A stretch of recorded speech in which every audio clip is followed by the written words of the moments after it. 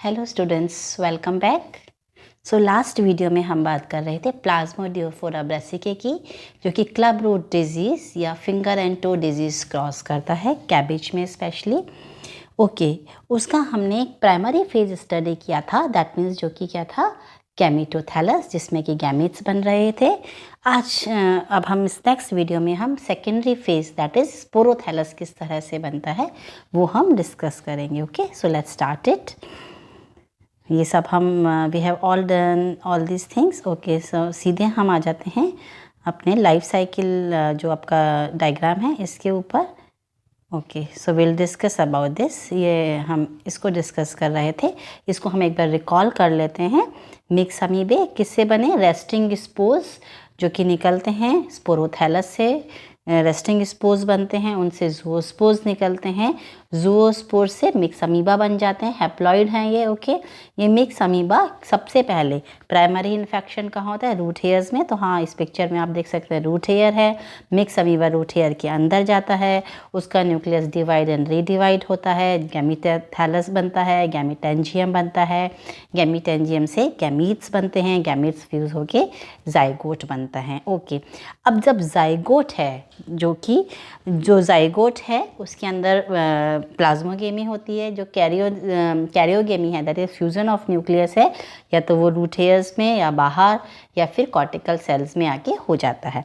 तो अब ये जो जाइगोट है ये एंटर करता है रूट की कॉर्टिकल सेल्स के अंदर। ओके, तो यहाँ से स्टार्ट होता है आपका डिप्लोफेज। तो ये जो जाइगोट है, जैसा कि आप पिक्चर में देख सकते हैं, जो नंबर 8 है, जाइगोट क्या हो गया आपका? क्वाड्रिफ्लैजिलेट हो गया, because it is made up of by the fusion of 2 आइसोगैमेट्स।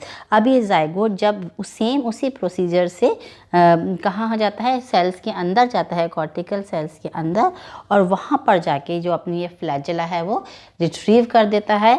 Now it is called mix amoeba. Okay, जैसे कि आप पिक्चर 9 में देख रहे हैं। अब 9 पिक्चर में और 1 पिक्चर में क्या डिफरेंस है? क्योंकि जो 1 मिक्स अमीबा है वो हैप्लॉइड ज़ूओस्पोर से बना और ये हैप्लॉइड है। ओके, ये जो 9 में ये जो 1 है इससे क्या बनेगा? गैमीटोथैलस, बिकॉज इट इज़ हैप्लॉइड। जो 9 में है ये किससे बना है? जाइगोट से, that is it is diploid. और इससे अब बनेगा स्पोरोथैलस, या जो हम डिप्लोफेज का ये पार्ट है, मतलब आपका सेकेंडरी फेज यहाँ से शुरू होता है। ओके, तो जाइगोट से बन गया मिक्स अमीबा। अब नेक्स्ट क्या होता है? ओके अब जो मिक्स अमीबा हैं ये सेल टू सेल स्प्रेड होते रहते हैं, और इसको हम कहते हैं, जैसे F10 में है ये स्पोरोथैलस कैसे बनता है? कॉर्टिकल सेल्स के अंदर जो मिक्स अमीबा है वो इसके अंदर ग्रोथ होती है और रिपीटेड कैरियोकाइनेसिस होता है, दैट इज़ जो इसका न्यूक्लियस है वो डिवाइड और रीडिवाइड होता है, जैसे कि आप 10 पिक्चर में देख सकते हैं। और इससे जो इसका एक सिंगल डिप्लॉइड न्यूक्लियस से बहुत सारे डिप्लॉइड न्यूक्लियस बन जाते हैं। अब ये कहलाता है स्पोरोथैलस। ओके, अब इसके बाद क्या होता है कि ये जो स्पोरोथैलस है जब ये एक अटेन कर लेता है एक सर्टेन स्टेज, तो इसके बाद इसके चारों ओर ये लग जाते हैं, जो साइटोप्लाज्म है उसमें भी साइटोकाइनेसिस हो जाता है।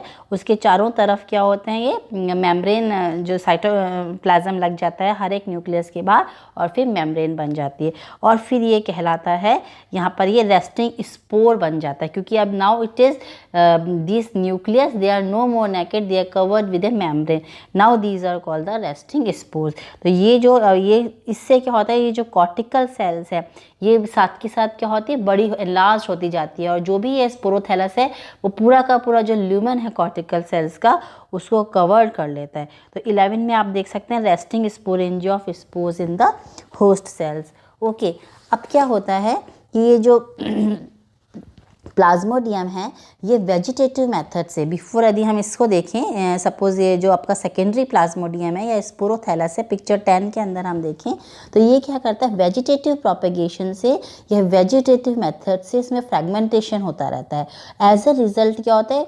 बहुत सारे, मतलब हर एक जो भी इसकी कॉर्टिकल सेल्स है वो हाइपरट्रॉफिड हो जाती है। चलिए अब हम ये वाली पिक्चर देखते हैं। ए के अंदर क्या प्लाज्मोडियम, ओके, मल्टी न्यूक्लिएट स्पोरोथेरस हो गया होस्ट सेल्स के अंदर, जैसे कि आप पिक्चर ए के अंदर देख रहे हैं।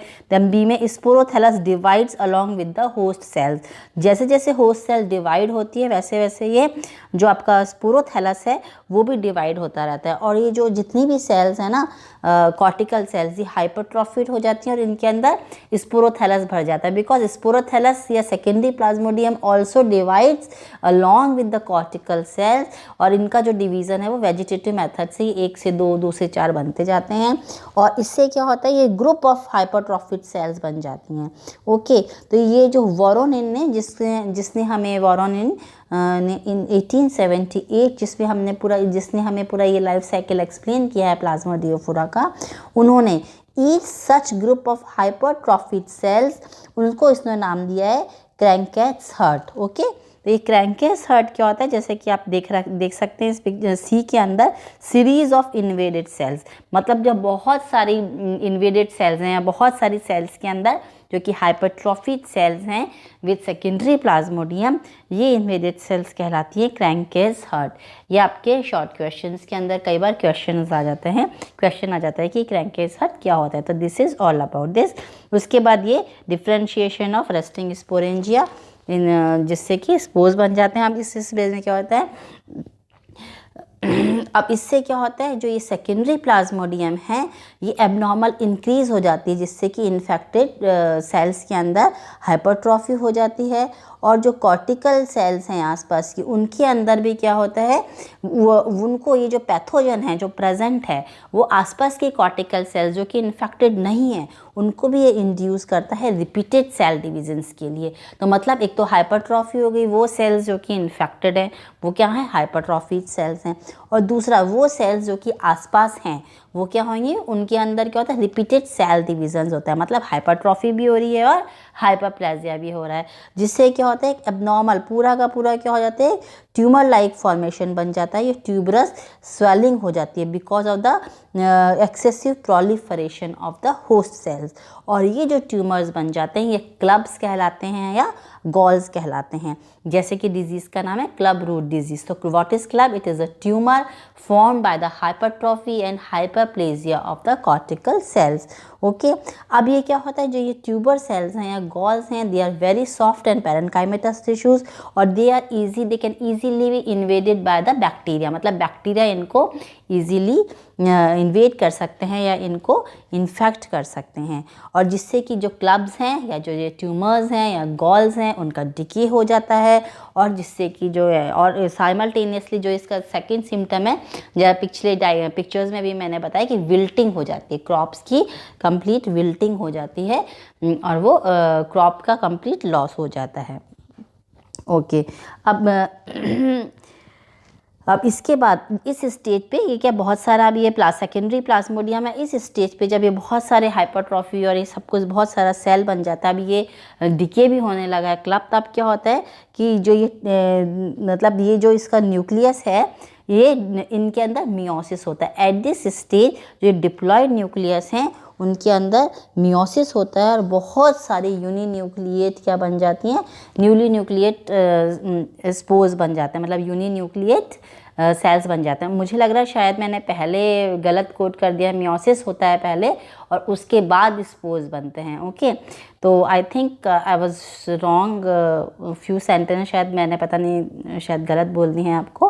तो ये अब इस स्टेज पे मियोसिस होता है, मतलब पहले ये बहुत सारे हाइपरट्रॉफी हो जाती हैं सेल्स की, फिर उसके बाद जो ये इनका जो न्यूक्लियस है डिप्लॉयड, इसमें मियोसिस होता है, बहुत सारे हैप्लॉइड न्यूक्लियाई बन जाते हैं, उसके बाद साइटोकाइनेसिस होता है और फिर स्पोर फॉर्मेशन हो जाता है। और इसका ये जो पूरा का पूरा है ये एक स्पोरेंजियम, रेस्टिंग स्पोरेंजियम बन जाता है और ये हर एक जो स्पोर्स हैं उस पर मेम्ब्रेन बन जाती है। तो ये जो पूरा का पूरा सेकेंडरी प्लाज्मोडियम है, it is now converted into a sporangial mass के अंदर ये कन्वर्ट हो जाता है। ओके, और उसके बाद क्या होता है, जब ये डिके हो जाते हैं या जब आपके जो क्लब्स हैं ये डिके होना शुरू हो जाते हैं तो ये सॉइल के अंदर आ जाते हैं, ये वाएबल रहते हैं बहुत लंबे टाइम तक। और जैसे ही इनको फेवरेबल कंडीशंस मिलती हैं, ये जो रेस्टिंग स्पोर्स हैं वो जर्मिनेट हो जाते हैं and cycle goes on and on. इस तरह से ये साइकिल चलता रहता है।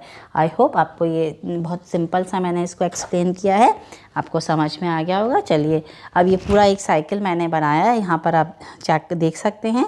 सपोज़ यदि हम यहाँ से स्टार्ट करें, ये जर्मिनेशन है, ज़ूओस्पोर्स बन रहे हैं। ओके, यहाँ पर क्या है, ये रेस्टिंग स्पोर से हम स्टार्ट करते हैं।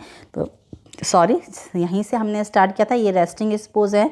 फिर उसके बाद ये स्पोर्स जर्मिनेट हुए, ज़ूओस्पोर्स बने excuse me, then flagella shed हो गया, इन्फेक्शन ऑफ रूट हेयर से प्राइमरी प्लाज्मोडियम बन गया। ओके, फिर मल्टी न्यूक्लिएट प्राइमरी प्लाज्मोडियम हो गया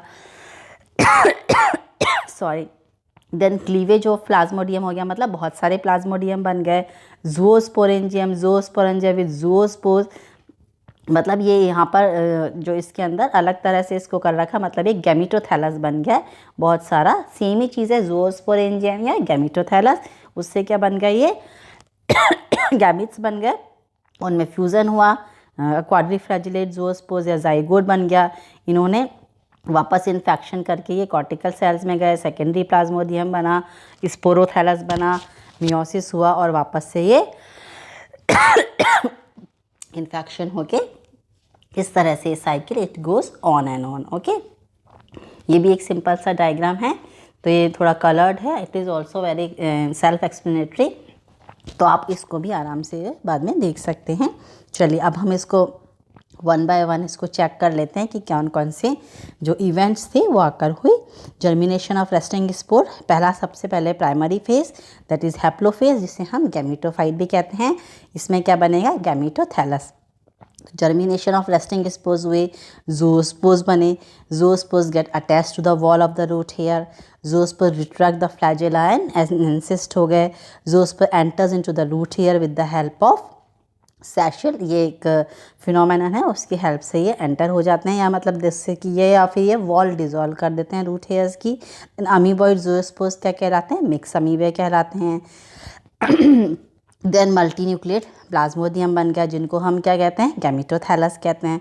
then cleavage of plasmodium, that means बहुत सारे प्लाज्मोडियम बनते जाते हैं, वो क्या कहलाता है, इससे मतलब गैमीटोथैलस बन गया। फिर ये ज़ूओस्पोरेंजिया बन गया, ज़ूओस्पोर्स रिलीज़ हो गए, एक्टस गैमेट्स, आइसोगैमी हुई, फिर इनका फ्यूज़न हो गया, या क्वाड्रिफ्लैजिलेट मोटाइल ज़ूओस्पोर्स या ज़ाइगोट बन गया। अब क्वाड्रिफ्लैजिलेट ज़ूओस्पोर्स में फिर ये अपने फ्लैजेला सेट कर देते हैं, फिर ये वापस कॉर्टेक्स में जाते हैं रूट सेल्स की, फिर प्लाज्मोडियम बनता है। ओके, इस तरह से सेकेंडरी प्लाज्मोडियम है, कैरियोगैमी हुई, मियोसिस हुई, ये पूरा का पूरा साइकिल है जो कि मैंने एक्सप्लेन किया है। इसको I have written all these things in step by step, तो ये आपको बहुत सेल्फ एक्सप्लेनेटरी है और आपको आसानी से समझ में आ जाएगा। ओके, तो ये इसका लाइफ साइकिल आप देख सकते हैं। तो क्लियर कट लाइफ साइकिल या क्लियर कट जो अल्टरनेशन ऑफ जनरेशन है हैप्लोफेज और डिप्लोफेज की, वो इसमें प्रेजेंट है। प्राइमरी प्लाज्मोडियम है, आप you can go through all this cycles and it is very simple and easy. तो आप इसको जो भी एक्सप्लेन किया है वही इस तरह से आप डायग्रामेटिक रिप्रेजेंटेशन में बनाएंगे, और इसी को ही आप एक तो ये आउटलाइन हो गया जनरेशन, और इसी को आप डायग्रामेटिक रिप्रेजेंटेशन बना दीजिए। डायग्राम जो भी आपने अलग अलग बनाए हैं तो वो पूरा का पूरा आपका लाइफ साइकिल हो जाएगी। तो आई थिंक आपको ये सारा समझ में आ गया होगा। चलिए कुछ सिंपल से क्वेश्चंस हैं। Thallus of plasmodium, thallus of plasmodiophora क्या कहलाता है, प्लाज्मोडियम कहलाता है।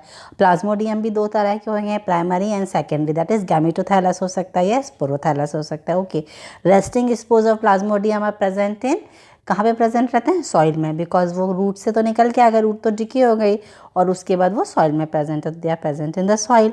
और फिर हम रेस्टिंग स्पोर्स से ज़ूओस्पोर्स निकलते हैं जो कि होस्ट को इन्फेक्ट करते हैं। Zoospore act as a gametes in the, तो गैमीट्स जैसे कि आपको बताया ही है, गैमीटोथैलस से गैमीट्स निकलते हैं, ज़ूओस्पोर्स होते हैं और वही गैमीट्स के जैसे बिहेव करते हैं। Okay, hypertrophy is enlargement of cells, hyperplasia is multiplication या सेल डिवीज़न, जो बहुत सारे सेल डिविजन्स बार बार रिकर होते हैं, मतलब number of cells are increase. Okay, club root of cabbage is also called as finger and toe disease. तो ये ऑल्सो कॉल्ड एज की जगह हम ये कह सकते हैं कि जब वो इनिशियल मतलब जब अर्ली स्टेज में इन्फेक्शन होता है और जब प्राइमरी रूट इफेक्ट होती है और लेटरल रूट्स हैं उन डेवलप नहीं हो पाती, तो वो कहलाती है क्लब रूट और जब लेटर इन्फेक्शन होता है और लेटरल रूट्स में गॉल फॉर्मेशन या इन्फेक्शन होता है, तब हम उस डिजीज़ को कहते हैं finger and toe disease, to be very precise. Okay, so thank you so much. I hope आपको ये पूरा लाइफ साइकिल समझ में आ गया होगा। But if still you have any doubt then आप व्हाट्सएप पे या मुझे डायरेक्ट आप उसमें के क्वेश्चंस में, it is better to ask in WhatsApp group, जिससे कि कुछ और लोगों के भी जो क्वेरीज है वो मतलब ख़त्म हो सकती है, हम उनको भी इस बारे में बता सकते हैं। Okay, thank you so much.